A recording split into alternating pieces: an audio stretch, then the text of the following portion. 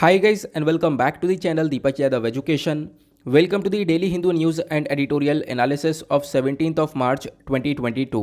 तो गाइज आज है तारीख 17 मार्च 2022 और है थर्सडे। देखेंगे आज के द हिंदू कंप्लीट न्यूज़पेपर को। द हिंदू कंप्लीट न्यूज़पेपर को एनालाइज करेंगे, बट लेक्चर में आगे बढ़ने से पहले अगर आप लोगों को इस लेक्चर का पीडीएफ चाहिए तो क्या करना है, सबसे पहले डाउनलोड करना है टेलीग्राम और फिर जाकर सर्च बॉक्स में टाइप करना है Deepak Yadav education. As you can see guys आप लोगों को ये वाला चैनल मिल जाएगा, इस पर क्लिक करना और जाकर इस चैनल को ज्वाइन कर लेना। देखो अगर आप लोगों को इस तरीके से ये चैनल नहीं मिलता है तो नीचे डिस्क्रिप्शन बॉक्स में आप सभी लोगों को टेलीग्राम का लिंक दिया गया है, वो लिंक इसी चैनल का है। जैसे आप उस पर क्लिक करोगे ऑटोमेटिकली ये चैनल ओपन हो जाएगा, इसको जाकर ज्वाइन कर लेना।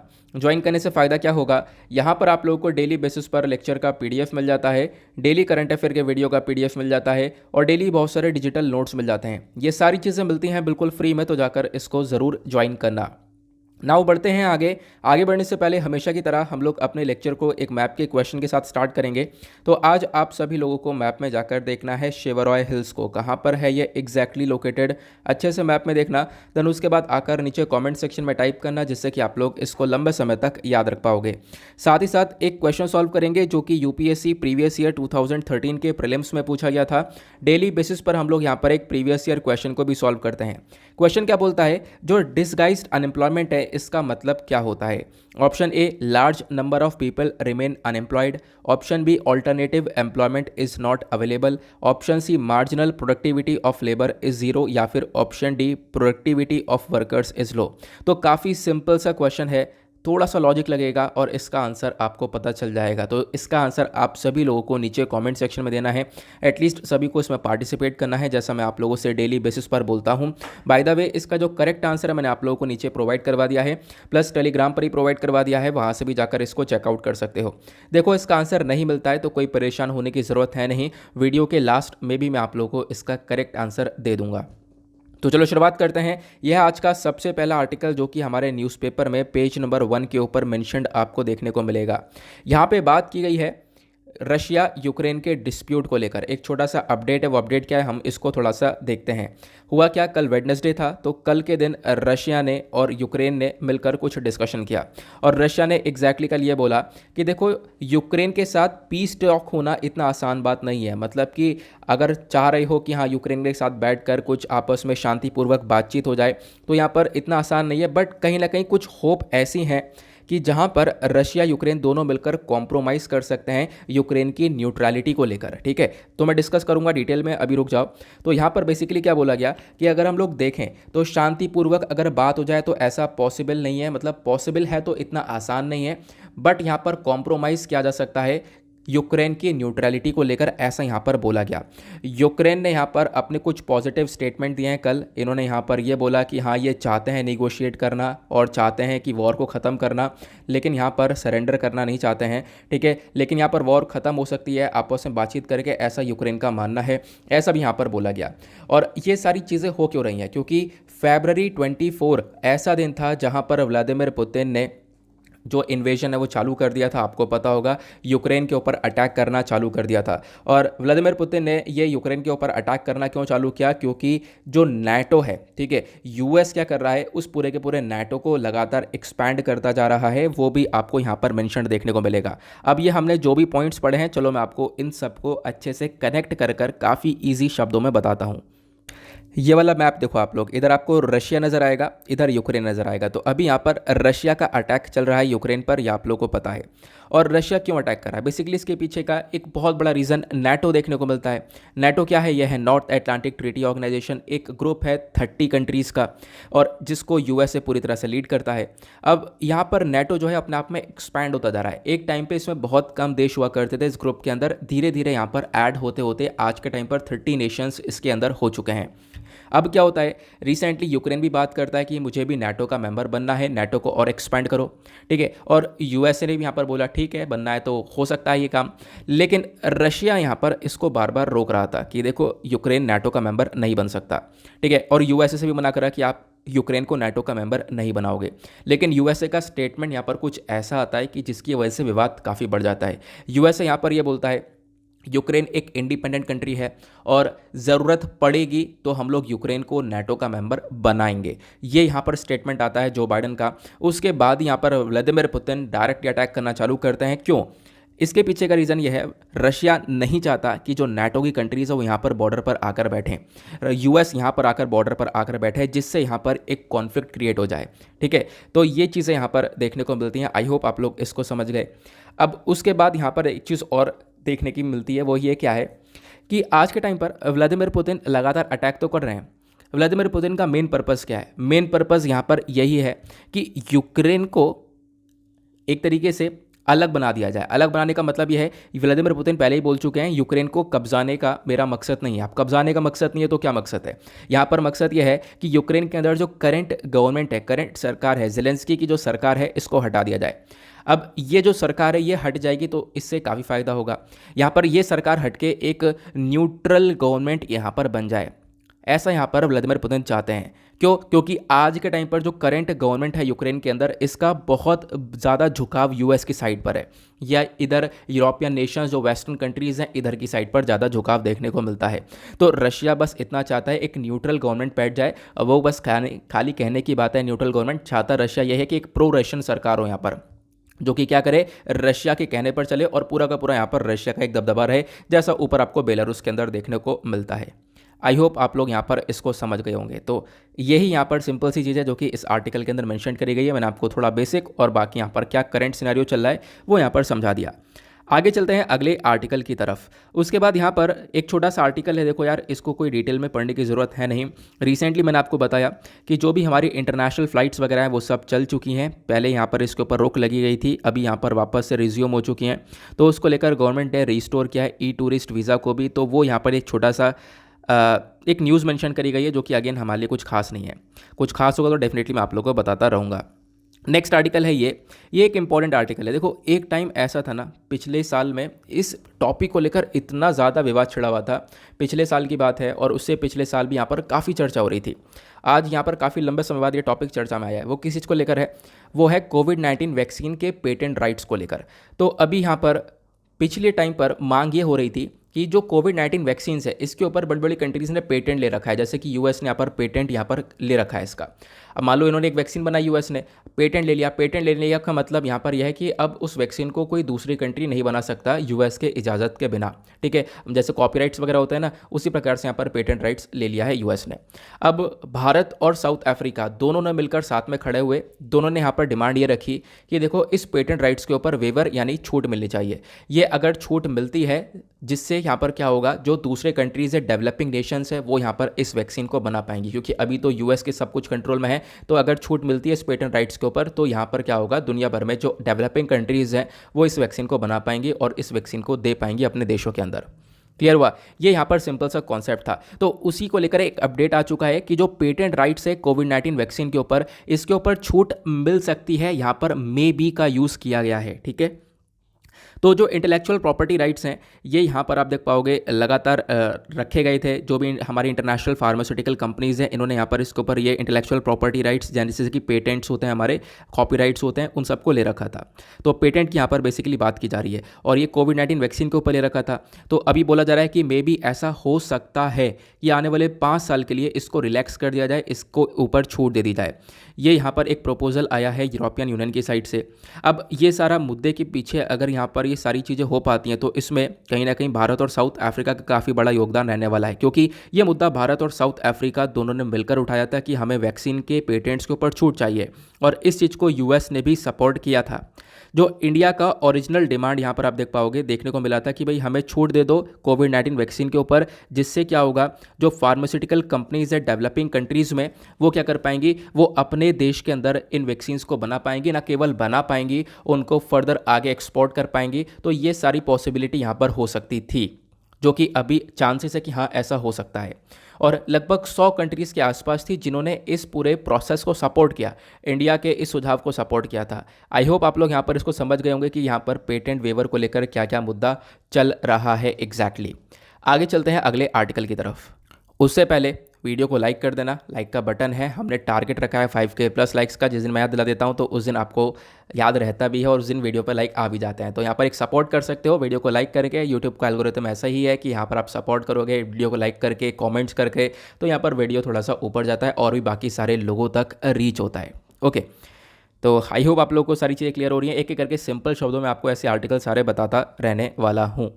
नाउ आते हैं यहाँ पर अगले आर्टिकल की तरफ। नेक्स्ट आर्टिकल भी इंपॉर्टेंट है, खासकर जीएस पेपर 2 इंटरनेशनल रिलेशन से रिलेट कर सकते हो। तो इंडिया चाइना के बीच में पॉसिबिलिटी यहाँ पर बातचीत होने वाली है और एग्जैक्टली यहाँ पर देखो अभी पॉसिबिलिटी है। हुआ क्या है, जो चाइना के फॉरेन मिनिस्टर हैं वांग यी, जो कि आपको यहाँ पर देखने को मिल रहे हैं, तो पॉसिबिलिटी है कि ये इंडिया में विजिट करें। अभी क्या हुआ है कि जो चाइना के state councillor and foreign minister Wang Yi हैं, ये यहाँ पर विजिट कर सकते हैं भारत में इस महीने के बाद में, और ये यहाँ पर स्टेटमेंट आया है चाइना की साइड से। और साथ साथ यहाँ पर ये ऐसी पहली मीटिंग होगी कि जो लाइन ऑफ एक्चुअल कंट्रोल है वहाँ पर डिस्प्यूट चल रहे हैं, उसके बाद भी यहाँ पर ये आपको पहली मीटिंग देखने को मिलेगी। फिर उसके बाद यहाँ पर सोर्सेस ने कंफर्म किया है ये जो प्रपोजल आया है चाइना की साइड से इनके विजिट का, वो भारत ने रिसीव किया। तो ये चीज़ें कंफर्म हो चुकी हैं कि बिल्कुल यहाँ पर प्रपोजल आया था कि यहाँ एक मीटिंग करना चाहते हैं भारत के साथ में। और अगर यहाँ पर हमारी जो मोदी गवर्नमेंट है या फिर जो करंट गवर्नमेंट है वो इस प्रपोजल को एक्सेप्ट करती है, तो इससे यहाँ पर ये बोला जा रहा है कि एक्सेप्ट करने के बाद जो हमारे एक्सटर्नल अफेयर मिनिस्टर हैं एस जयशंकर साहब वो यहाँ पर बातचीत करेंगे। साथ ही साथ यहाँ पर क्या होगा, जो इस मीटिंग है, पॉसिबिलिटी है इस मीटिंग के अंदर कोई भी बिजनेस को लेकर बातचीत होने वाली है नहीं। यहाँ पर सिर्फ और सिर्फ बातचीत की जाएगी कि किस प्रकार से हम LAC के ऊपर, लाइन ऑफ एक्चुअल कंट्रोल के ऊपर, दोनों कंट्रीज कंप्लीट डिसएंगेजमेंट कर सकती हैं।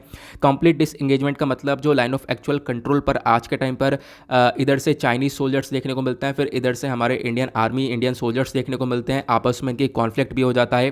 तो उसको हम लोग कैसे ख़त्म कर सकते हैं? उसको ख़त्म करने का रीज़न ये है कि जो चाइनीज़ सोल्जर्स है वो पीछे भग जाएं, पीछे हट जाएं, और यहाँ पर हमारे जो इंडियन सोल्जर्स है वो उस पर्टिकुलर एरिया से पीछे आ जाएं। तो क्या होगा, इससे उस एरिया के अंदर एक डिसएंगेजमेंट हो जाएगा। तो कंप्लीट डिसएंगेजमेंट हम लोग यहाँ पर चाहते हैं उस पर्टिकुलर एरिया पर जहाँ पर रेगुलर डिस्प्यूट देखने को मिल रहे हैं। नाउ ये जो विजिट है इंडिया के अंदर, ये जो हो रही, ये बेसिकली यहाँ पर जो वांग यी है, ये जो चाइना के फॉरेन मिनिस्टर हैं, ये क्या कर रहे हैं, ये साउथ एशिया में विजिट करेंगे। तो साउथ एशिया के विजिट के दौरान ही यहाँ पर चाहते हैं कि भारत के साथ भी एक थोड़ी सी विजिट वगैरह हो जाए, भारत के साथ भी मीटिंग हो जाए। क्योंकि मंडे में नेपाल मीडिया ने भी रिपोर्ट किया कि हाँ, चाइनीज़ जो फॉरेन मिनिस्टर हैं ये विजिट करेंगे काठमांडू में 26 मार्च में। ठीक है, तो नेपाल में भी विजिट करने वाले हैं, जहाँ पे पॉसिबिलिटी है कि नेपाल के साथ में यहाँ पर जो प्रोजेक्ट है, खासकर BRI वाला बेल्ट एंड रोड इनिशिएटिव, उसको इम्प्लीमेंट किया जाए। और belt and road initiative project क्या है, ये मैंने आप लोगों को काफ़ी बार बता रखा है। ठीक है, एक सेकंड में आप लोगों को बताता हूँ कहाँ पर है, ये आपको देखने को मिलेगा।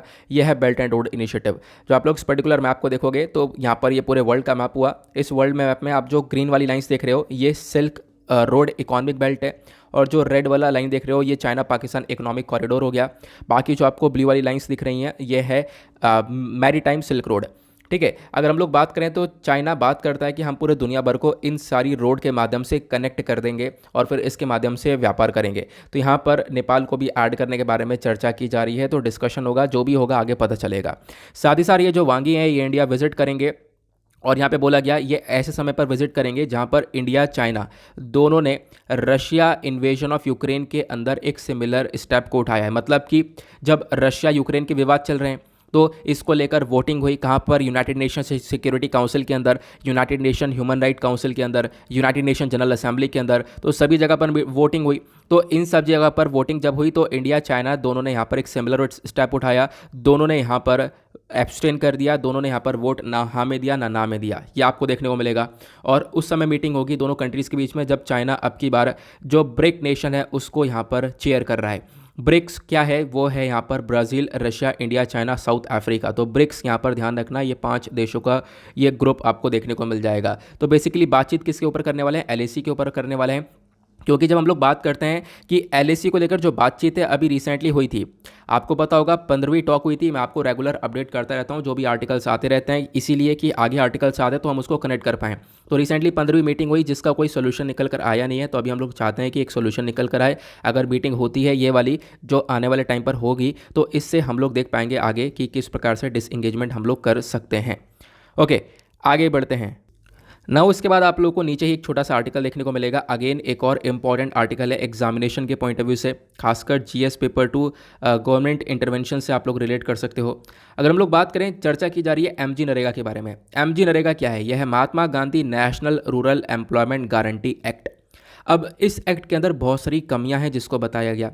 जैसे यहाँ पर बोला जा रहा है कि फेक जॉब कार्ड्स, करप्शन बहुत ज़्यादा है, प्लस यहाँ पर पेंडिंग पेमेंट चल रही है, जो वेजेस वगैरह है उसमें इतनी सारी पेंडिंग चल रही है। लोगों के पास, लोग काम तो कर रहे हैं, उसके बाद लोगों के पास तनख्वाह नहीं आ पा रही है, मजदूरी नहीं आ पा रही है जो भी उन्होंने काम किया है। ये सब यहाँ पर एमजी नरेगा स्कीम के अंदर देखने को मिलेगा। तो अभी इस स्कीम के अंदर फंड की तो कमी है ही, साथ ही साथ ये प्रॉब्लम्स और देखने को मिल रही हैं।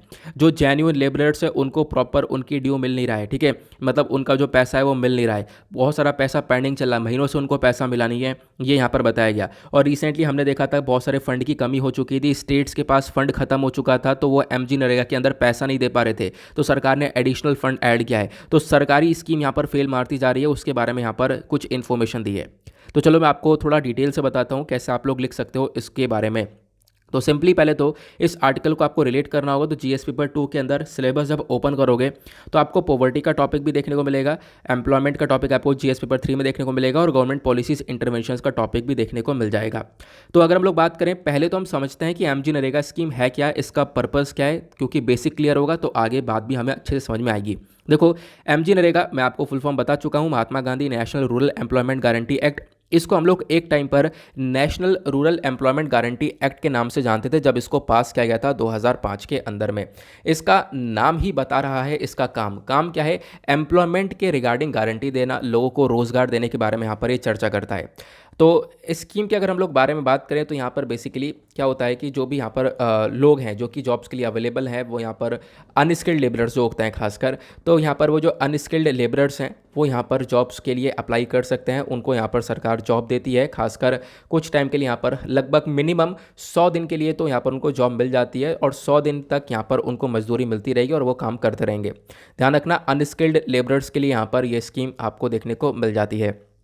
उसके साथ साथ यहाँ पर क्या बताया गया कि अगर हम लोग बात करें एमजी नरेगा के अंदर में, तो अभी क्या हो रहा है कि इसमें से फंड वगैरह दिया जाता है। ऑब्वियस ही बात है, कोई मजदूरी कर रहा है तो फंड वगैरह उसको जो भी यहाँ पर डिसाइड हुआ है वो सब मिलेगा।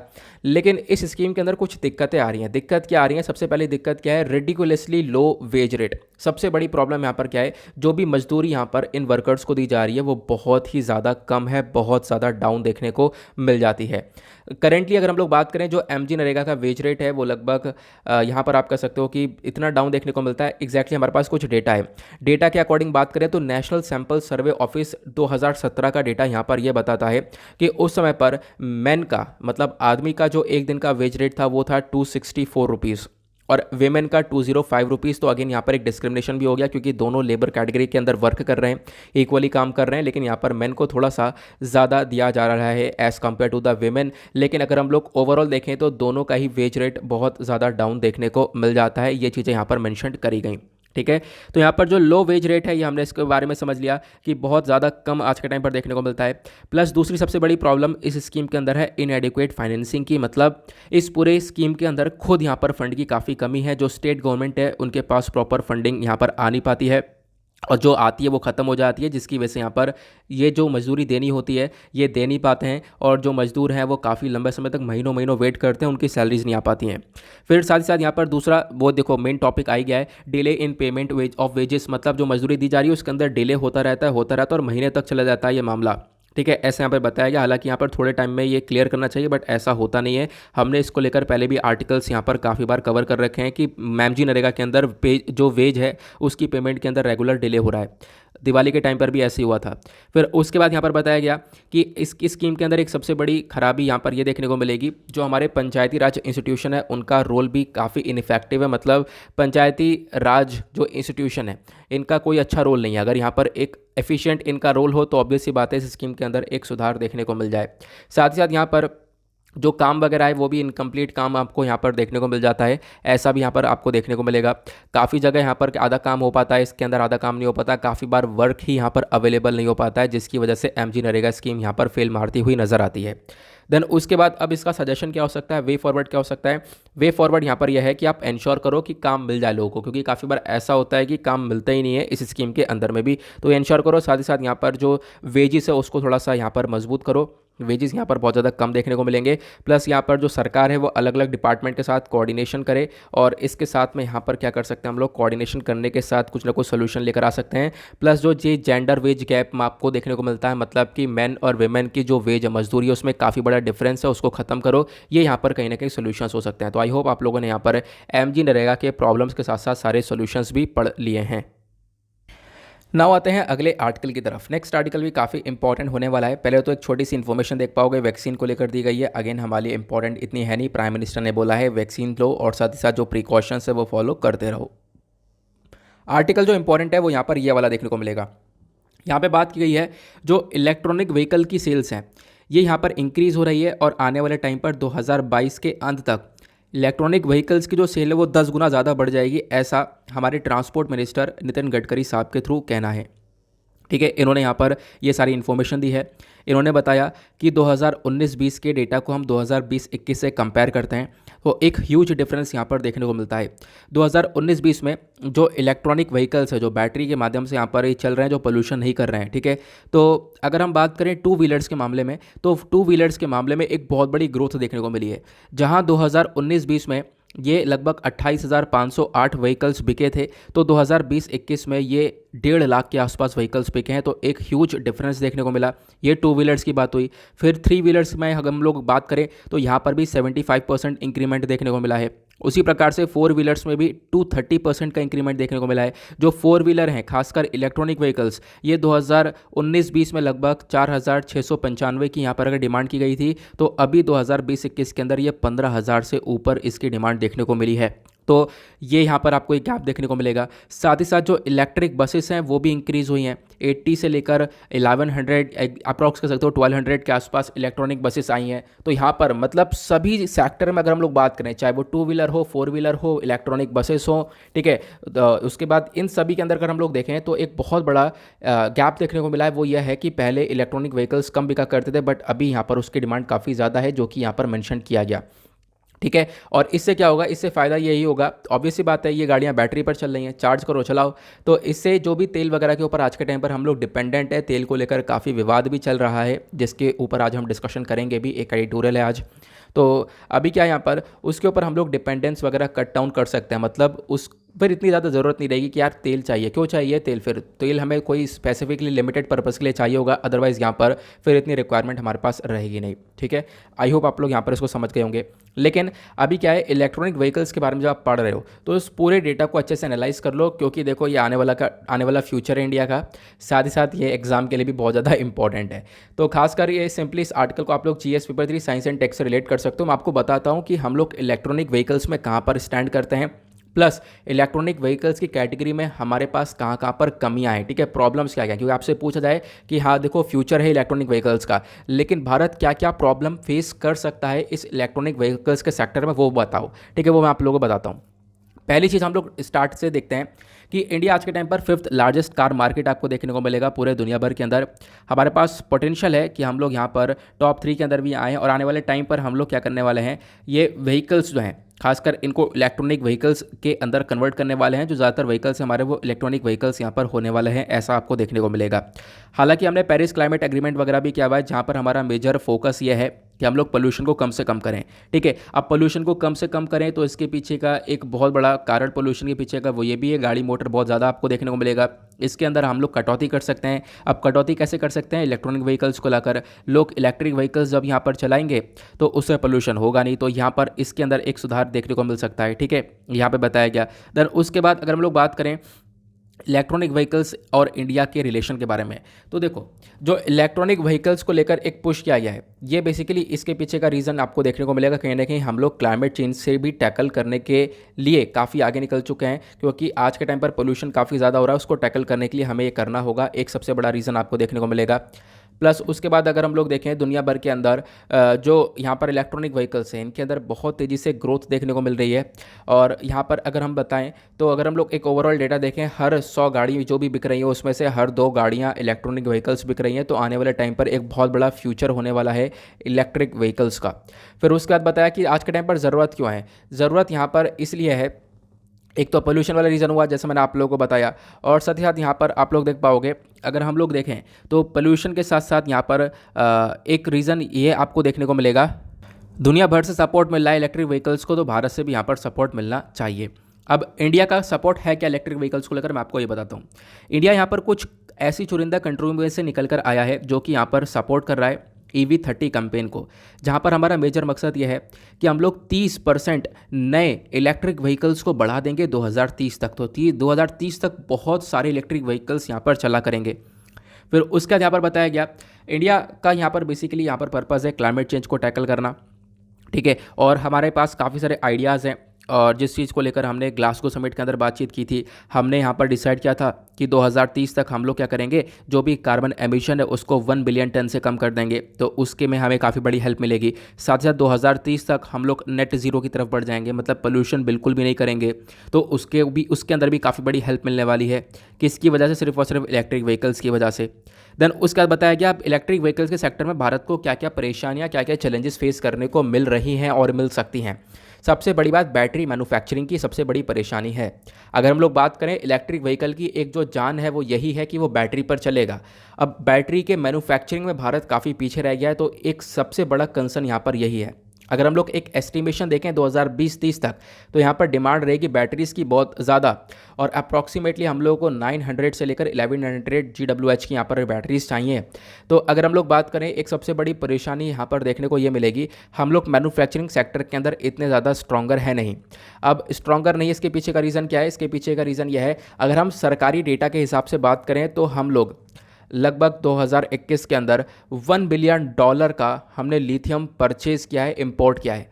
$1 बिलियन का लिथियम इंपोर्ट किया। लिथियम वो ऐसा एलिमेंट है जिससे बैटरीज बनती हैं। आपके फ़ोन के अंदर जो बैटरी है उसके अंदर लिथियम डला हुआ है, ठीक है। आपने कहीं पर भी देखा होगा लिथियम आयन बैटरी लिखा हुआ होगा, तो इससे बैटरीज को बना रहे हैं। तो ये चीज़ें हम लोग इंपोर्ट कर रहे हैं बाहर से, तो अब अगेन यहाँ पर काफ़ी तक डिपेंडेंट है दूसरे कंट्री के ऊपर। ये आपको सबसे बड़ी प्रॉब्लम देखने को मिलेगी। दूसरी प्रॉब्लम क्या है? कस्टमर रिलेटेड इश्यूज़ आपको देखने को मिलेंगे।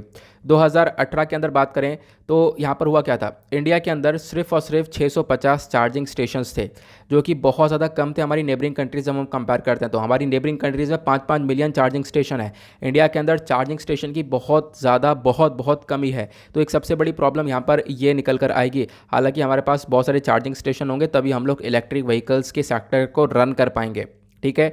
और तीसरी सबसे बड़ी प्रॉब्लम क्या है? Lack of technology. हमारे पास प्रॉपर टेक्नोलॉजी और स्किल्ड लेबर देखने को मिलेंगे नहीं, जो कि अगेन यहाँ पर एक सबसे बड़ी परेशानी देखने को मिलेगी।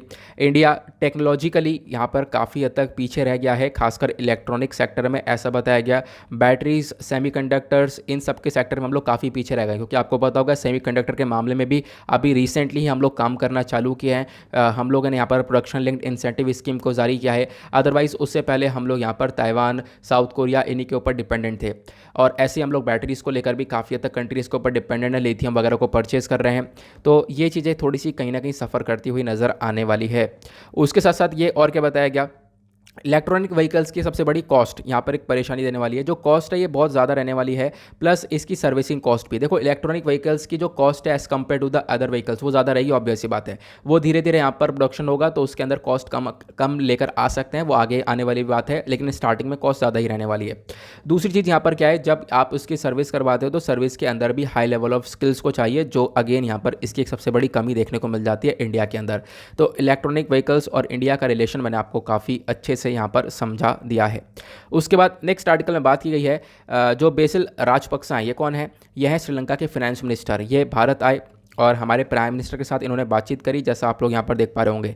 BECIL Rajapaksa with Narendra Modi in new Delhi on Wednesday, ये पिक्चर है वहाँ का। तो यहाँ पर अब आए तो क्या डिस्कशन क्या होगा? तो डिस्कशन यहाँ पर इन्होंने क्या क्या किया, वो किया एग्रीकल्चर, फिशरीज, टूरिज़्म और सस्टेनेबल एनर्जी के ऊपर यहाँ पर इन्होंने डिस्कशन किया है। प्लस हमारे प्राइम मिनिस्टर ने हाईलाइट किया कि हाँ देखो नेचुरल फार्मिंग के क्या क्या एडवांटेजेस होते हैं, तो नेचुरल फार्मिंग को कैसे हम लोग लेकर चल सकते हैं उसके बारे में डिस्कशन यहाँ पर किया गया। तो ज़्यादा कुछ इस आर्टिकल में दिया नहीं है, ये 3 पैरा दिए गए हैं और इन 3 पैरा में कुछ है भी नहीं कि। और फिर उसके बाद यहाँ पर जब मीटिंग वगैरह हो गई तो दोनों ने ट्वीट करके बताया कि हाँ मीटिंग काफ़ी सक्सेसफुल रही, ठीक है। तो अगेन यहाँ पर इसको स्किप भी कर सकते हो, इसमें कुछ आपका नहीं जाएगा, कुछ यहाँ पर मतलब ऐसा नहीं छूटेगा। उसके बाद आते हैं पेज नंबर 13 के ऊपर, दैट इज़ वर्ल्ड सेक्शन। देखेंगे दुनियादारी में क्या चल रहा है।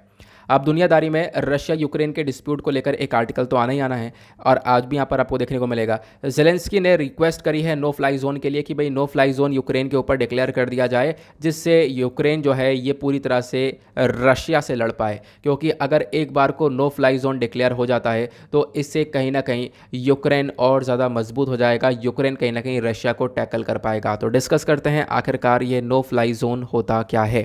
और अभी फिलहाल रिसेंटली भी अगर हम लोग बात करें, जेलेंस्की ने रिक्वेस्ट करी थी भाई नो फ्लाई जोन लागू कर दो, लेकिन यूरोपियन यूनियन या फिर नेटो कंट्रीज़ ने ये नो फ्लाई जोन को लागू नहीं किया था। ठीक है, क्योंकि यहाँ पर होगा क्या, अगर नो फ्लाई जोन को लागू कर दिया जाता है तो इससे कहीं ना कहीं पॉसिबिलिटी कल बन सकती है कि वर्ल्ड वॉर 3 हो जाए। अब आप कहोगे वर्ल्ड वॉर 3 हो जाए, हाँ ऐसा हो सकता है। देखो यहाँ पर मैं आपको समझाता हूँ, मैं एक मैप के ऊपर लेकर चलता हूँ, उस मैप से हम लोग समझेंगे तो ज़्यादा अच्छे से क्लियर होगा।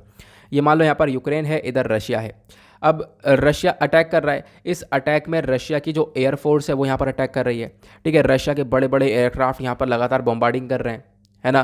तो नो फ्लाई जोन किस चीज़ से रिलेटेड है, ये ऑब्वियस ही बात है कि हाँ भाई वहाँ पे कोई उड़ नहीं सकता, इसी चीज़ से रिलेटेड है। तो ये जो नो फ्लाई जोन है ये इधर यहाँ पर नेटो के अंदर है, यूएन के अंदर आपको चार्टर के अंदर देखने को मिलेगा। जो नेटो कंट्रीज़ वगैरह हैं ये नो फ्लाई जोन डिक्लेयर करती हैं। ठीक है, अब मान लो ये लड़ाई चल रही है, ऐसे लीबिया के अंदर हुआ था बहुत पहले, लीबिया के अंदर जब सिविल वॉर हुआ था तब भी यहाँ पर नो फ्लाई जोन डिक्लेयर किया गया था। मान लो यहाँ पर नो फ्लाई जोन डिक्लेयर कर दिया जाता है यूक्रेन के ऊपर। नेटो ने बोला चलो हमने नो फ्लाई जोन डिक्लेयर कर दिया यूक्रेन के ऊपर। अब इससे क्या होगा, इससे यहाँ पर यह होगा कि रशिया को अपने सारे एयरक्राफ्ट रोकने होंगे, यूक्रेन के ऊपर कोई भी विमान नहीं उड़ सकता, जो भी अलाउ नहीं है उसको नहीं उड़ाया जा सकता यूक्रेन के ऊपर।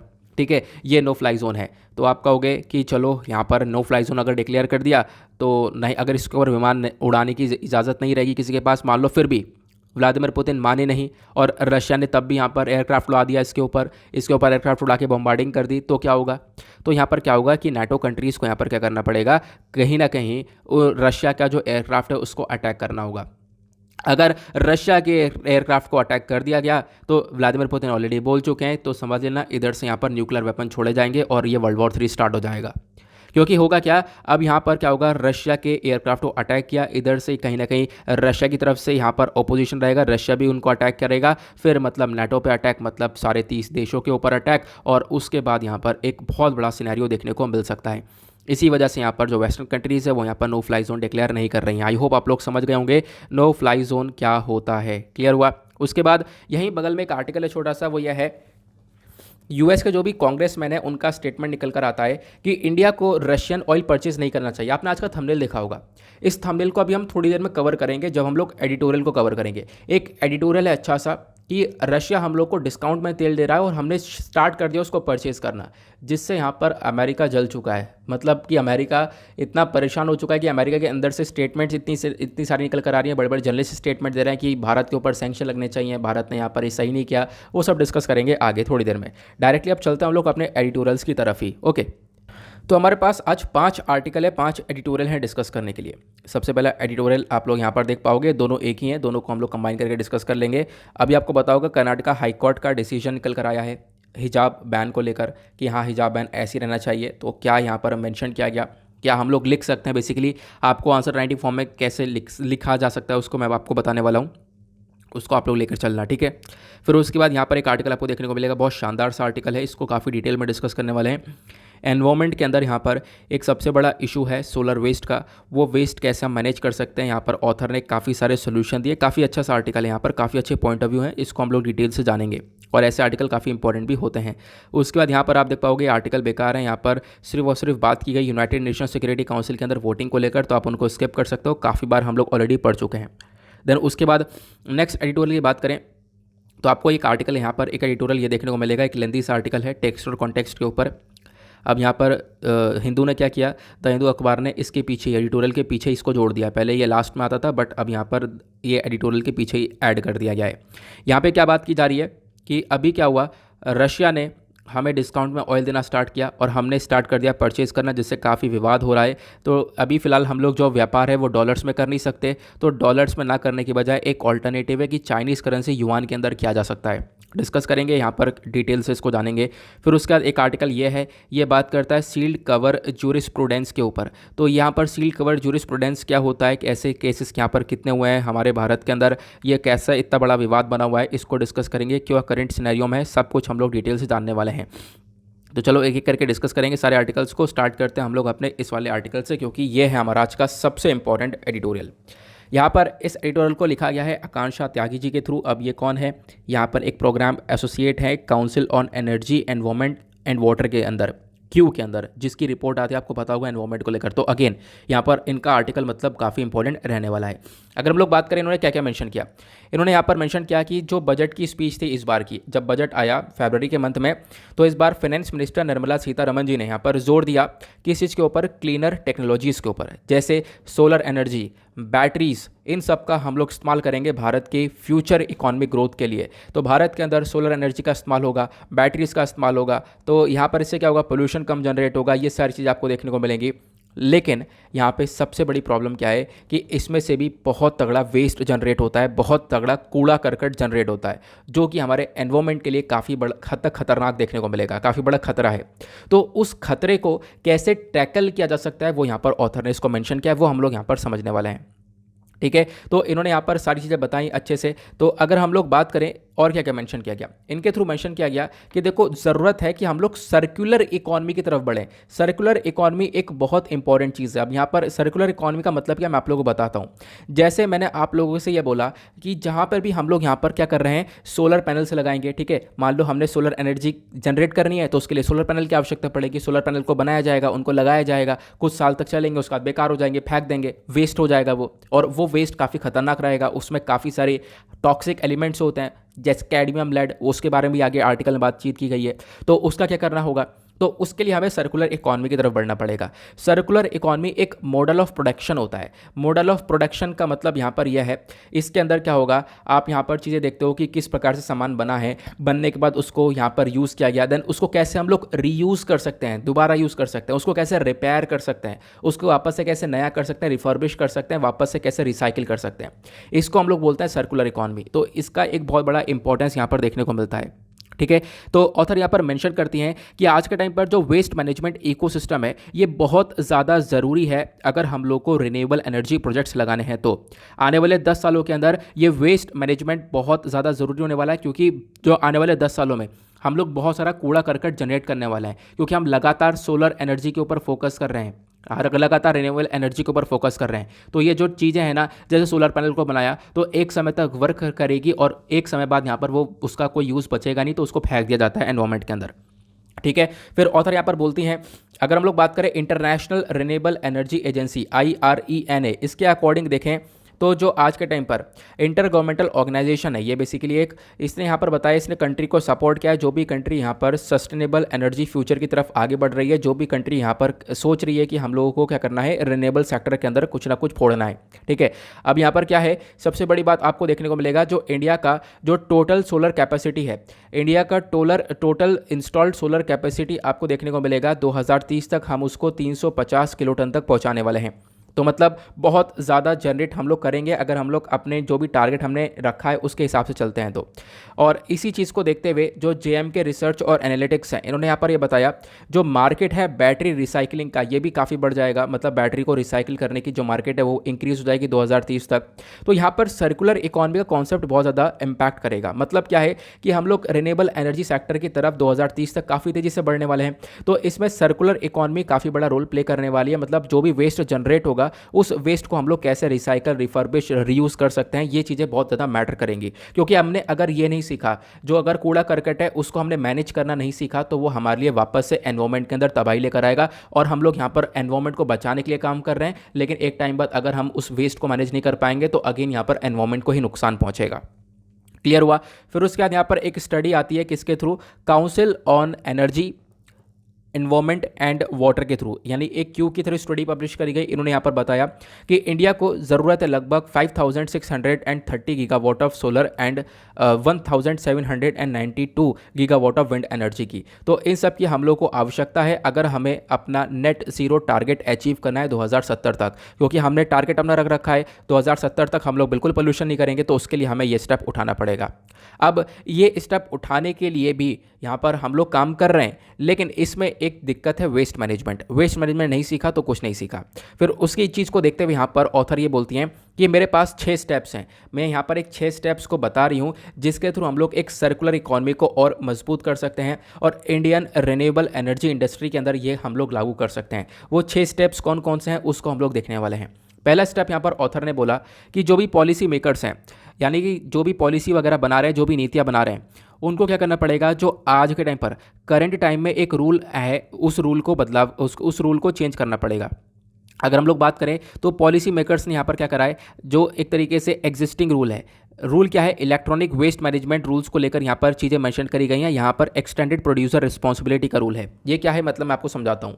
देखो यहाँ पर आज के टाइम पर क्या है कि एक्सटेंडेड प्रोड्यूसर रिस्पॉन्सिबिलिटी लागू होता है। इस रूल का मतलब यह है कि जो प्रोड्यूसर है, जिसने यहाँ पर इस सामान को बनाया है, वही यहाँ पर देखने वाला है उस सामान को कैसे हैंडल किया जाएगा, उस सामान को कैसे एनवायरमेंट से ख़त्म किया जाएगा। तो जिसने इस सामान को बनाया है उसने बेच दिया, अब बेच दिया, दूसरा व्यक्ति यूज़ कर रहा है, लेकिन वो कभी ख़राब होता है तो उसको हमारे एनवायरमेंट से ख़त्म करने का काम प्रोड्यूसर का ही है, ठीक है, जिसने इसकी मैन्युफैक्चरिंग करी है। ये चीज़ देखने को मिलेगा। तो ऑथर बोलती हैं कि इसके अंदर एक बदलाव करने की ज़रूरत है। ना केवल प्रोड्यूसर, यहाँ पर जो भी और व्यक्ति हैं उनको भी इन्वॉल्व करने की आवश्यकता है। जो रेगुलेशन होना चाहिए ना, ये यहाँ पर होना चाहिए, जो रिस्पॉन्सिबिलिटी है ये केवल प्रोड्यूसर की ना हो, यहाँ पर और भी बहुत सारे व्यक्ति हों, जो और भी यहाँ पर बहुत सारे लोग इसके अंदर इन्वॉल्व हैं। सभी लोगों को यहाँ पर लेकर आना चाहिए, अलग अलग स्टेक होल्डर्स को लेकर आना चाहिए, तभी हम लोग प्रॉपर इस काम को कर पाएंगे। अदरवाइज एक ही के ऊपर रखा गया तो वो काम सही से हो नहीं पाएगा और मामला ऐसे ही ठलता रहेगा, ठीक है, ये आपको देखने को मिलेगा।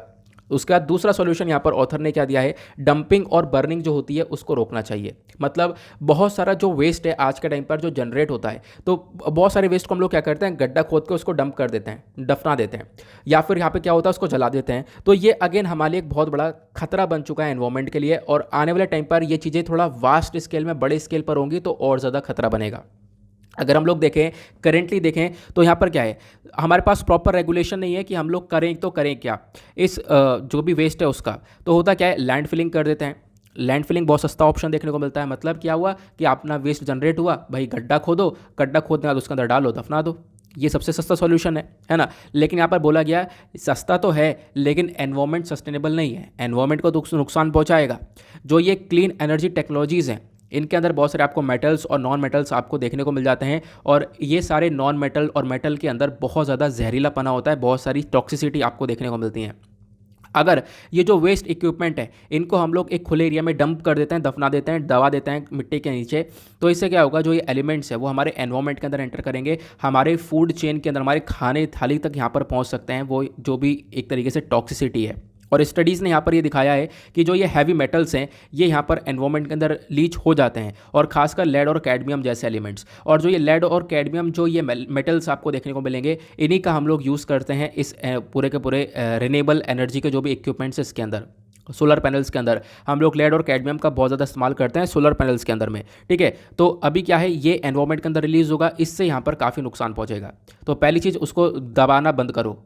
दूसरा होता क्या है, हम लोग जो पॉलीमेरिक एनकैप्सुलेंट होता है इसको जला देते हैं, ठीक है। तो अगेन यहाँ पर इसका भी यूज़ होता है सोलर पैनल्स के अंदर में। जब इसको जलाते हैं तो इसमें से बहुत सारी जहरीली गैसेस निकलती है, जैसे सल्फर डाइऑक्साइड हो गया, और यहाँ पर कुछ वॉलेटाइल ऑर्गेनिक कंपाउंड्स हो गए, ये सारे रिलीज़ होते हैं। तो अगेन यहाँ पर आप क्या कर रहे हो, एक तरफ आपने रिन्यूएबल एनर्जी का इस्तेमाल किया है ना, कि भाई हम लोग अब पोल्यूशन बिल्कुल नहीं कर रहे हैं, कोयले से कोई बिजली नहीं हो रही, हम तो सूर्य की बिजली का इस्तेमाल कर रहे हैं। अब वो जो सोलर पैनल ख़राब हुआ उसका यहाँ पर यूज़ कुछ इस प्रकार से किया गया, कुछ दफना दिया गया, कुछ जला दिया गया, इससे अगेन वापस से एनवायरमेंट में पोल्यूशन हो गया। तो क्या किया, कुछ नहीं हुआ, ठीक है। तो ये सॉल्यूशन यहाँ पर दिया गया कि भाई इसको डंप और बर्न करना बंद करो। तीसरा सॉल्यूशन यहाँ पर ऑथर क्या देती हैं, वो है रिसर्च और डेवलपमेंट, काफ़ी इंपॉर्टेंट है। देखो रिन्यूएबल एनर्जी जो इंडस्ट्री है इसके अंदर हम लोग को इन्वेस्टमेंट चाहिए और इसको इन्वेस्टमेंट करना चाहिए किसी चीज़ के ऊपर, रिसर्च और डेवलपमेंट के ऊपर, कि हम लोग किस प्रकार से, क्योंकि हमारे पास कोई सोल्यूशन नहीं है कि उस कूड़े को कैसे मैनेज किया जाए, तो हम लोग किस प्रकार से उसको मैनेज कर सकते हैं, उस सामान को कैसे रिसाइकिल कर सकते हैं, इसके ऊपर हमें रिसर्च करनी चाहिए। क्योंकि रिसर्च करेंगे तो ऑब्वियस सी बात है एक सोल्यूशन हम लोग को मिलेगा ही मिलेगा।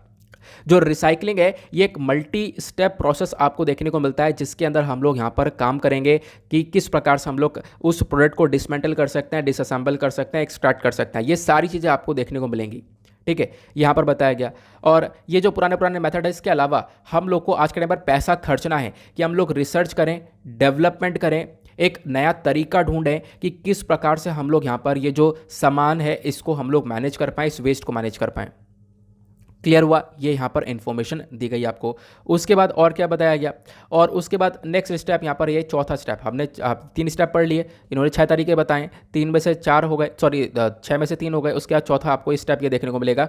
इन्होंने यहाँ पर ये बोला कि हमें अब ज़रूरत यह है कि इनोवेटिव फाइनेंसिंग होगी, कुछ पैसा आएगा, फाइनेंसिंग वगैरह की जाएगी, वेस्ट को मैनेज किया जाएगा, और इसके बेसिस पर हम लोग क्या कर सकते हैं, जो हमारी सेंट्रल गवर्नमेंट है, सेंट्रल गवर्नमेंट को फाइनेंसिंग करने की आवश्यकता है, पैसा थोड़ा मार्केट में रिलीज़ करने की आवश्यकता है।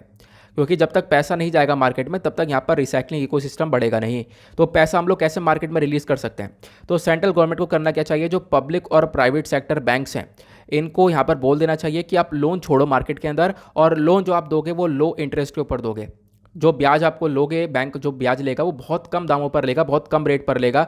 जब कम रेट पर ब्याज जाएगा तो ऑब्वियस सी बात है यहाँ पर क्या होगा, बहुत सारा लोन भी मार्केट में उठेगा इस पर्टिकुलर सेक्टर के लिए। तो ये हम कर सकते हैं, इस प्रकार से हम लोग क्या कर सकते हैं, मार्केट में जो फाइनेंसिंग है वो रिलीज़ कर सकते हैं।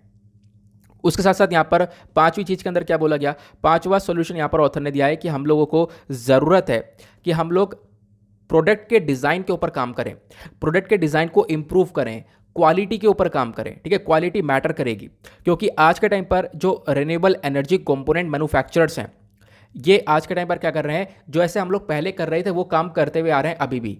मतलब पहले भी यहाँ पर अगर मान लो सोलर पैनल्स के अंदर कुछ जहरीले सामान का इस्तेमाल हो रहा था तो आज भी हो रहा है, उसके अंदर कोई सुधार नहीं हुआ है। तो उसके अंदर एक इंप्रूवमेंट की आवश्यकता है कि जो भी मैन्युफैक्चरर्स हैं वो कुछ ऐसा सब्सटीट्यूट ढूंढ लें कि जहां पर कैडमियम और लेड का इस्तेमाल हो रहा है जो कि हमारे एनवायरनमेंट के लिए खतरा है, तो उसके बदले में हम कोई दूसरी चीज़ इस्तेमाल कर सकें जो भी उसी का काम करे लेकिन एनवायरनमेंट के लिए खतरा ना बने। ठीक है, तो सब्सटीट्यूट हम इस्तेमाल कर सकते हैं टॉक्सिक मेटल्स के लिए, जैसे कैडमियम और लेड हो गया, तो इसका सब्सटीट्यूट हम यूज़ कर सकते हैं। तो आपको क्या करना पड़ेगा, प्रोडक्ट डिज़ाइन के ऊपर काम करना पड़ेगा, रेगुलर बेसिस पर अपने आप को इंप्रूव करना पड़ेगा, ताकि हम क्या कर सकें, ये जो वेस्ट जनरेट हो रहा है उसको हम लोग कम से कम कर सकें। क्लियर हुआ? ये 5 सॉल्यूशन दिया ऑथर ने। अब छठे लास्ट सॉल्यूशन पर आते हैं। जो छठा सॉल्यूशन यहाँ पर ऑथर ने दिया है वो ये है कि जो यूनियन और स्टेट गवर्नमेंट है, जो हमारी केंद्र सरकार और राज्य सरकार है, इन दोनों को ही मिलकर क्वालिटी के ऊपर काम करना चाहिए। खासकर अगर हम लोग बात करें क्वालिटी स्टैंडर्ड्स, कंट्रोल स्टैंडर्ड्स के ऊपर काम करना चाहिए। देखो मुद्दा क्या है यहाँ पे, अगर हम लोग बात करें प्रोडक्ट की क्वालिटी बेकार है, या आप खुद समझो आपने एक प्रोडक्ट, 2 प्रोडक्ट है आपके सामने, एक की क्वालिटी बहुत बेकार है और एक की क्वालिटी बहुत अच्छी है, कौन सा लंबे समय चलेगा? जिसकी क्वालिटी अच्छी है, जिसके अंदर ज़्यादा हेवी सामान लगा है, जिसकी क्वालिटी काफ़ी बेहतर है, तो ऑब्वियस सी बात है उसकी लाइफ साइकिल भी बेहतर होगी। तो इसके ऊपर काम करना चाहिए। तो हमारी जो केंद्र सरकार, राज्य सरकार है, वो इस पर्टिकुलर चीज़ पर जोर दे कि क्वालिटी को बेटर किया जाए, क्वालिटी को बेहतर हम लोग करते हैं तो इससे क्या होगा, जो वो सामान है वो जल्दी ख़त्म नहीं होगा। अदरवाइज़ क्या हो रहा है कि आज के टाइम पर जो ये रिन्यूएबल एनर्जी के जो भी यहाँ पर कंपोनेंट्स हैं, इनका यूज़ करते करते इनकी प्रीमेच्योर डेथ हो जाती है। प्रीमेच्योर डेथ का मतलब यह है कि समय इनका था 5 साल का, लेकिन यहाँ पर 3 साल में ही वो बेकार हो गया। तो अब 3 साल में ही बेकार हो गया, उसका एंड हो गया, तो यहाँ पर वो एनवायरनमेंट के अंदर वो जो रद्दी है वो बढ़ती रहेगी, वो हमारे लिए खतरनाक बनता रहेगा। इससे क्या होगा, हम अगर क्वालिटी के ऊपर काम करते हैं, इसके डिज़ाइन के ऊपर काम करते हैं, तो वो जो डैमेज होने वाली लाइफ है ना वो एक्सटेंड हो जाएगी। उसके ऊपर काम करना चाहिए कि वो लंबे समय तक प्रोडक्ट चल पाए, जिससे यहाँ पर क्या होगा, जो कूड़ा करकट है वो हमारे पूरे ओवरऑल सिनेरियो के अंदर कम से कम देखने को मिलेगा। आई होप आपको यहाँ पर ये सारे स्टेप्स क्लियर हो चुके हैं। तो क्लीन एनर्जी कैसे हम लोग यूज़ कर सकते हैं, एफिशिएंट वेस्ट मैनेजमेंट इकोसिस्टम ज़रूरी है और इसके लिए 6 स्टेप्स उठाने चाहिए। वो 6 स्टेप्स हमने काफ़ी डिटेल में डिस्कस किया। आई होप आप लोगों को मज़ा आ चुका होगा। मैं वापस से याद दिला देता हूँ, वीडियो को लाइक कर देना अच्छे से, अगर एडिटोरियल समझ में आ रहा है तो। लाइन टू लाइन हमने इस पर्टिकुलर आर्टिकल को कवर कर लिया। आगे आते हैं नेक्स्ट आर्टिकल की तरफ।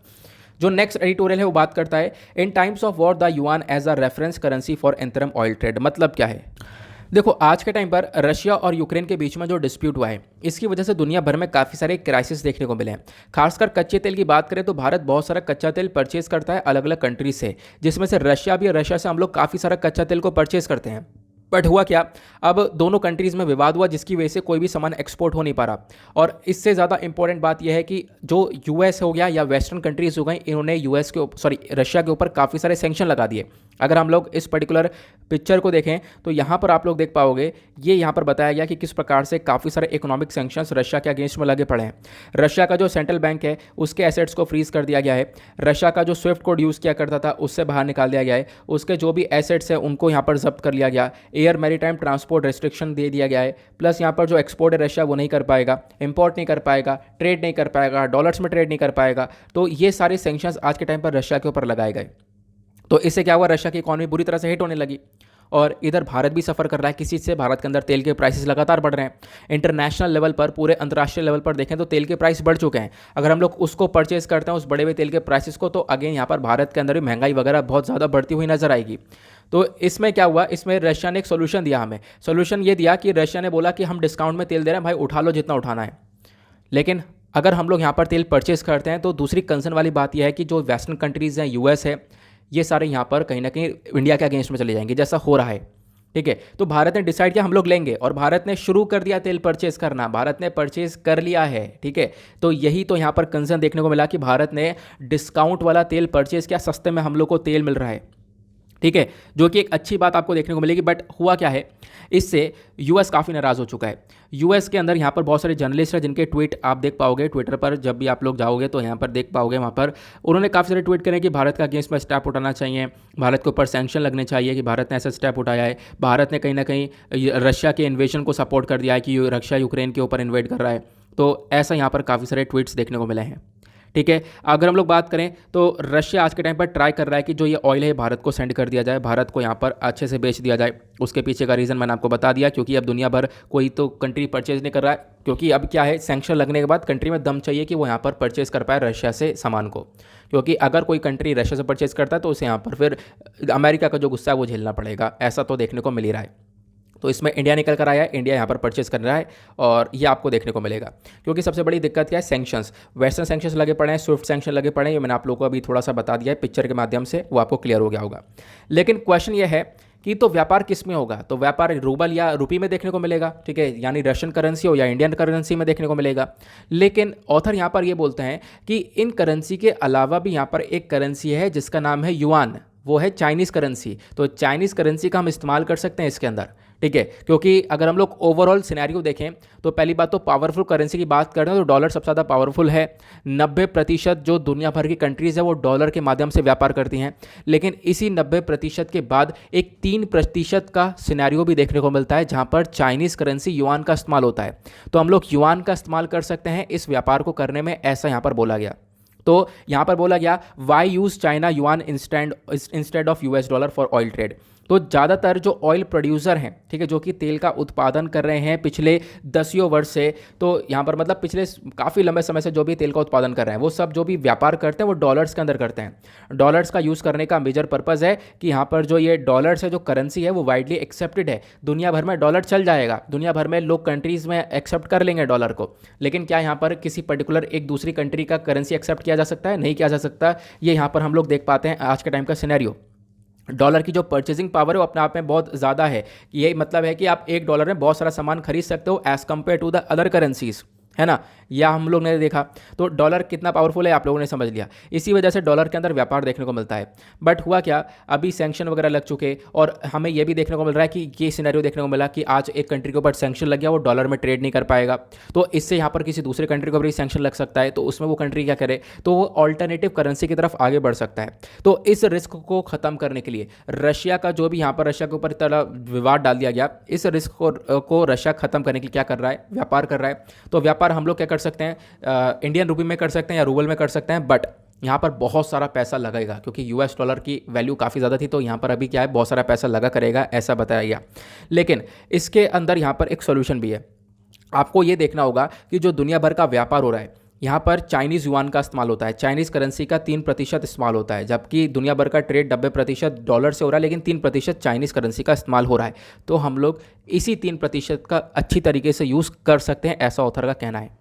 ठीक है, तो इस रिस्क को ख़त्म करने के लिए क्या होगा, युआन का हम लोग यूज़ कर सकते हैं, ऐसा यहाँ पर आपको ऑथर का मेंशन देखने को मिलेगा। आई होप आप लोग को यहाँ पर क्लियर हो चुका है। तो एक छोटी सी इन्फॉर्मेशन थी कि हम लोग कौन सी करेंसी इस्तेमाल करें जब हम लोगों के पास इतने क्राइसिस स्टार्ट हो चुके हैं। तो आई होप आप लोगों को काफ़ी अच्छे से समझ में आ चुका है। उसके बाद नेक्स्ट एडिटोरियल पर आते हैं। अगला एडिटोरियल यहाँ पर बात करता है curious case of sealed covered jurisprudence को लेकर। डिस्कस करते हैं हुआ क्या यहाँ पर सारा मुद्दा अच्छे से। मैं आपको डायरेक्टली टॉपिक पर लेकर चलता हूँ। यहाँ पे बताया गया सील्ड कवर जूरिस्प्रूडेंस होता क्या है। ठीक है, मतलब एक ऐसा भी आपको जजमेंट देखने को मिलेगा, केस होता है जहाँ पर सारा मैटर सील्ड कवर होता है। सील्ड कवर के अंदर क्या होता है वो हम लोग थोड़ा सा समझते हैं। अभी मुद्दा क्या है मैं आपको सब अच्छे से थोड़ा सा बताने की कोशिश करता हूँ। इसको आप स्क्रीन पर नीचे देखो। इस आर्टिकल को आप लोग सिंपली रिलेट कर सकते हो जीएस पेपर 2 से। ठीक है, वहाँ पर हमारे सिलेबस के अंदर एग्जीक्यूटिव एंड जुडिशरी का इश्यूज़ देखने को मिलेगा, वहाँ से आप लोग इसको रिलेट कर सकते हो।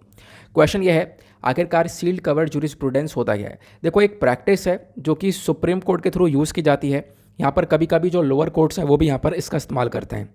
होता क्या है यहाँ पर, अगर देखो कोई केस आया तो उस केस के अंदर क्या होता है, कुछ इन्फॉर्मेशन चाहिए होती है सरकारी एजेंसीज़ के माध्यम से, है ना। ऑब्वियस सी बात है, कोई केस है तो वहाँ पर गवर्नमेंट एजेंसीज के माध्यम से कुछ इन्फॉर्मेशन वगैरह कोर्ट को चाहिए होती है। अब जो वो इन्फॉर्मेशन मांगते हैं, तो अगर वो इन्फॉर्मेशन एक सील्ड एनवेलप के अंदर जा रही है, मतलब सरकारी एजेंसी ने क्या करा, वो जो इन्फॉर्मेशन दी है वो एक लिफाफे के अंदर पैक करके दिया है जिसके बारे में किसी को कुछ नहीं पता, इसी को हम लोग बोलते हैं सील्ड कवर जूरिस्प्रूडेंस। ठीक है, जूरिस्प्रूडेंस यहाँ पर हमारा जो एक पूरा का पूरा मतलब लीगल सिस्टम जो है वो इस प्रकार का है। सील्ड कवर लीगल सिस्टम क्या है, जो सील्ड कवर वाला न्याय शास्त्र है वो क्या है, जूरिस्प्रूडेंस मतलब न्याय शास्त्र क्या देखने को मिलेगा। तो यहाँ पर क्या होता है, बेसिकली कोई भी यहाँ पर केस है तो ये इस केस का जो भी इन्फॉर्मेशन है वो लिफाफे में पैक करके यहाँ पर जज को दे दिया जाएगा। तो इसके बारे में किसको पता है, जिसने दिया है, प्लस उसको पता है जो जज है। उसके अलावा किसी को नहीं पता चलेगा क्या इल्ज़ाम है किसके ऊपर हैं और यहाँ पर कि किस प्रकार से क्या क्या इल्ज़ाम लगाए गए। ठीक है, तो ये हमारा होता है सील्ड कवर जूरिस्प्रूडेंस का मतलब। क्लियर हुआ। तो अगर हम लोग बात करें तो आपका एक क्वेश्चन होगा, क्या स्पेसिफिकली कहीं पर मेंशन है जूरिस्प्रूडेंस के बारे में, हमने तो कभी सुना नहीं है, लेकिन यहाँ पर मेंशन है। सुप्रीम कोर्ट ने बोला कि जो ये सील्ड कवर वाली जो पावर है कहाँ से आती है, ये आती है इंडियन एविडेंस एक्ट ऑफ 1872 के सेक्शन 123 से। ऐसा यहाँ पर सुप्रीम कोर्ट का स्टेटमेंट निकल कर आया। फिर इन्होंने यहाँ पर ये बोला कि देखो ये जो एक्ट है ना, इसके कुछ क्रिटिसिज्म भी है। मतलब ये जो सील्ड कवर वाला पूरा का पूरा मामला है कि हम एनवलप में यहाँ पर देंगे इन्फॉर्मेशन और जज के पास जाएगा, जज अपने आप डिसाइड करेगा पूरे मामले को और किसी को कुछ पता नहीं चलेगा कि हाँ क्या मामला है, क्या इन्फॉर्मेशन है। तो इसकी बहुत सारी आलोचना होती है, क्रिटिसिज्म है। क्रिटिसिज्म क्या है उसको हम डिस्कस करते हैं। देखो जो भी क्रिटिक्स है ना इस प्रैक्टिस का, मतलब इस प्रैक्टिस को जो भी खिलाफ आपको देखने को मिलेगा, उनका कहना यह है भाई ये फेवरेबल चीज़ ही नहीं है। इसके अंदर क्या है कि आप छुपा कर यहाँ पर दे रहे हो सारी इन्फॉर्मेशन जज को, तो इसमें कोई ट्रांसपेरेंसी नहीं देखने को मिलेगी। इंडियन जस्टिस सिस्टम के अंदर यहाँ पर कोई ट्रांसपेरेंसी मतलब किसी को कुछ पता ही नहीं उस चीज़ के बारे में, तो एक सबसे बड़ी प्रॉब्लम यह है। दूसरा सबसे बड़ी प्रॉब्लम यहाँ पर, दूसरा सबसे बड़ा क्रिटिसिज्म देखने को मिलेगा, अगर हम लोग बात करें तो यहाँ पर जो भी डिसीजन है वो किसी को पब्लिक को नहीं पता चल रहा है। ठीक है, यहाँ पर आप कह सकते हो कि ओपन कोर्ट के बिल्कुल खिलाफ में चली जाती हैं सारी बातें। एक जगह पर होता है ओपन कोर्ट, सुनवाई हो रही है ओपनली, सबको पता है उसके बारे में, लेकिन यहाँ पर किसी को कुछ पता नहीं चलता, पब्लिक को नहीं पता चलता। एक दूसरा सबसे बड़ा क्रिटिसिज्म यह है। तीसरा क्रिटिसिज्म यह है, यहाँ पर आर्बिट्रेरीनेस देखने को मिल जाता है। मतलब जज के पास इंफॉर्मेशन है, जज अपने हिसाब से डिसीजन लेगा। जो जज है वो अपने हिसाब से यहाँ पर डिसीजन वगैरह लेकर अपने केस को सुलझा सकता है। इसमें किसी का रूल देखने को नहीं मिलेगा, कोई यहाँ पर क्वेश्चन नहीं उठा सकता कि हाँ भाई केस में क्या है क्या नहीं है। ठीक है, कि हाँ भाई जज का डिसीजन कैसा है कैसा नहीं है, किसी को कुछ पता ही नहीं चलेगा। तो ये सबसे बड़ा यहाँ पर एक दूसरा कंसर्न देखने को मिलेगा। साथ साथ इसके अलावा भी यहाँ पर आर्ग्यू ये किया जाता है कि भाई जो आप ये कर रहे हो, यहाँ पर होता क्या है, जो भी डॉक्यूमेंट है वो एक्यूज्ड पार्टी को नहीं दिए जाते। मतलब यहाँ पर एक पार्टी ऐसी भी होगी जिसके ऊपर इल्ज़ाम लगे हैं। ठीक है, अब जिसके ऊपर इल्ज़ाम लगे हैं उसकी जो भी यहाँ पर इन्फॉर्मेशन और लिफाफे में पैक करके जज को दे दी गई। अब वो क्या है, वो इन्फॉर्मेशन जिसके ऊपर इल्ज़ाम लगे हैं उसको तक नहीं दी जाती, ऐसी केस देख लिया जाता है। तो अगेन यहाँ पर एक सबसे बड़ी प्रॉब्लम ये क्रिएट होती है। ये सारे कहीं ना कहीं क्रिटिसिज्म है इस सील्ड कवर जूरिस्प्रूडेंस के।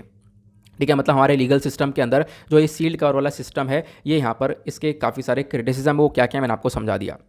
प्लस अब जुडिशरी यहाँ पर इसको लेकर कैसे रिस्पॉन्ड करी है उसको हम डिस्कस करते हैं। देखो 2019 के अंदर एक जजमेंट हुआ था, case of P Gopal Krishna versus the state of Kerala का यहाँ पर केस देखने को मिला था, जहाँ पर सुप्रीम कोर्ट ने बोल दिया था कि भाई जो भी डॉक्यूमेंट्स हैं वो डॉक्यूमेंट आप डिस्क्लोज कर सकते हो एक्यूज के सामने। मतलब जिसके ऊपर इल्ज़ाम लगे हैं उसको आप बता सकते हो, ये बताया गया, लेकिन उसके बाद भी यूज़ होता नहीं है।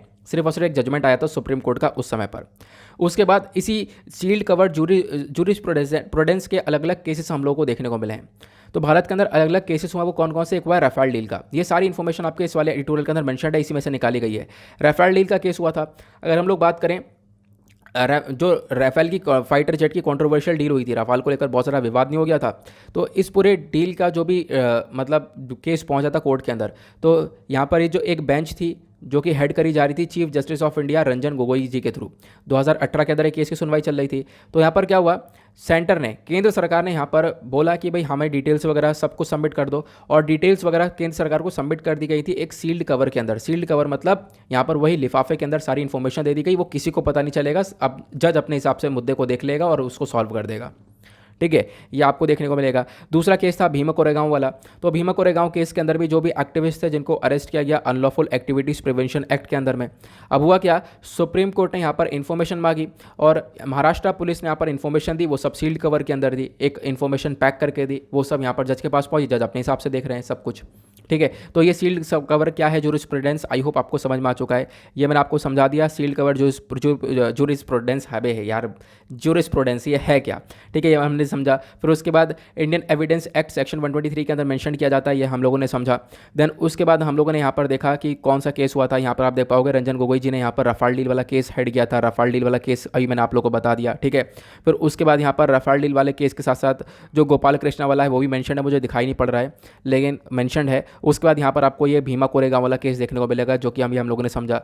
इसके अलावा भी अलग अलग केसेस आते हैं बट यहाँ पर ये मेजर केसेस हैं। उसके बाद यहाँ पर क्या क्या क्रिटिसिज्म है इस जूरिस्प्रूडेंस को लेकर वो हम लोगों ने समझा कि क्या क्या इसमें आलोचना देखने को मिलती है। कि यहाँ पर अभी मैंने आपके साथ 4 पॉइंट डिस्कस किए थे, वो चारों पॉइंट यहाँ पर आपको लाइन से देखने को मिलेंगे।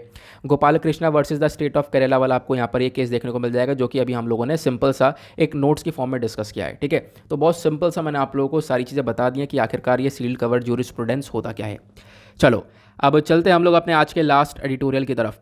लास्ट एडिटोरियल 2 हैं, दोनों को हम लोग रिलेट करके पढ़ते हैं। देखो हुआ क्या है, रिसेंटली कर्नाटका के हाई कोर्ट ने क्या किया, एक डिसीजन दिया है। देखो अब भी आप लोगों को इस आर्टिकल को थोड़ा और अच्छे से समझना है ना, तो आप लोग एक काम कर सकते हो। वो काम यह है कि आप लोग कल वाले वीडियो का स्टार्टिंग देख लो। कल वाले वीडियो में जो बिल्कुल शुरुआत है उसमें मैंने पहले पेपर पर ही पहले आर्टिकल ही मैंने समझाया हुआ है। ठीक है, तो इतना काम आप कर सकते हो, पहला आर्टिकल ही ज़रूर देख लेना। वहाँ पर उसका पूरा इतिहास लेकर समझाया है कि कैसे कैसे पूरा मुद्दा स्टार्ट हुआ है, प्लस एसेंशियल प्रैक्टिसेस क्या होती हैं, नॉन एसेंशियल प्रैक्टिसेस क्या होती हैं, कर्नाटका हाई कोर्ट की बेंच का क्या कहना है, अभी स्टूडेंट्स का क्या उसमें रिस्पॉन्स है, सारी बातें मैंने आपको समझाई हैं। वही चीज़ें यहाँ पर देखने को मिलेंगी क्योंकि होता है क्या, छोटे छोटे आर्टिकल ही एडिटोरियल के अंदर तब्दील होते हैं। तो मतलब एक आर्टिकल आया वो, फिर उसके बाद एडिटोरियल में यहाँ पर उसको मतलब उसी इशू के ऊपर ऑथर ने लिख दिया।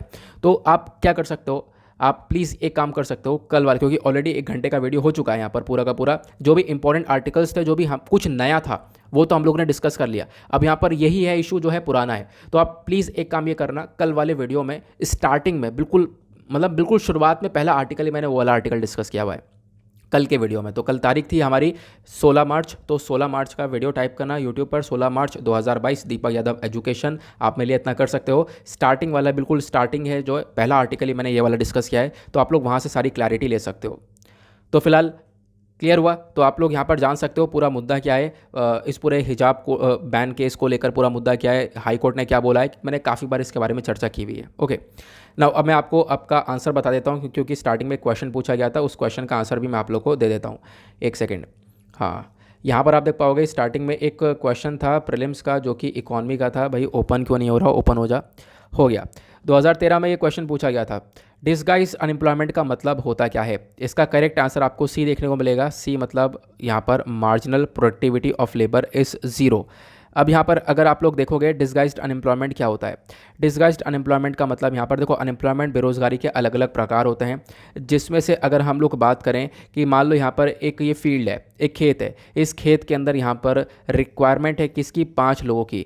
5 लोग मिलकर इस पूरे खेत के अंदर पूरी हार्वेस्टिंग कर सकते हैं, लेकिन काम कितने कर रहे हैं, 9 लोग कर रहे हैं। ठीक है, अब ज़बरदस्ती 9 लोग कर रहे हैं। अब मान लो यहाँ पर इन 5 को जो सैलरी मिलनी चाहिए थी वो डिवाइड होकर 9 लोगों में बट रही है। तो यहाँ पर क्या है, जो 4 लोग एक्स्ट्रा काम कर रहे हैं वो डिसगाइज्ड अनएम्प्लॉयमेंट के अंदर है। वो यहाँ पर एक तरीके से वो भी कहीं ना कहीं बेरोजगारी हैं, जो छुपे हुए यहाँ पर बेरोजगारी आपको देखने को मिलेंगे।